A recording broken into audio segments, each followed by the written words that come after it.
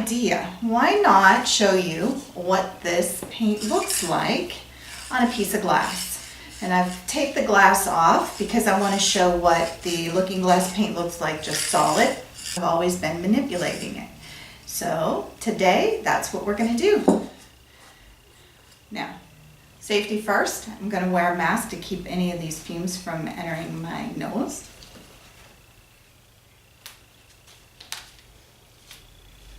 Hopefully you can still hear me. All right, let's get to painting.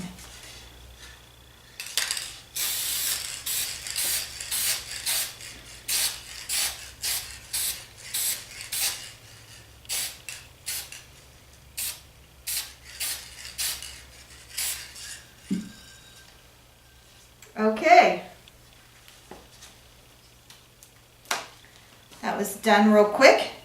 We're going to let this dry and I will show you our results once it's dry. I can already see that it's drying pretty quickly in a few of these spots. Is remove the tape because I've finished spraying. I've added a second coat because the first coat wasn't heavy enough to really give that mirror effect. And I did learn something from this process. Make sure your glass is really clean if you want a smooth mirror finish, because I thought my glass was clean, but if you want it perfect, make sure it's spotless, all right? Now, if you're working with mercury glass look, then it's okay. It's really gonna help you. What I'm gonna do here real quick is just cut along this tape.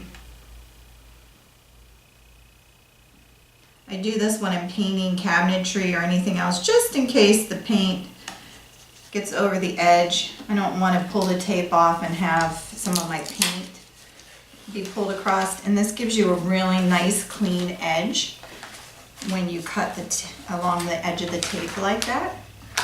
Look at that. All right, let's move that out of the way. And for the big reveal, voila. There we have our mirror finish.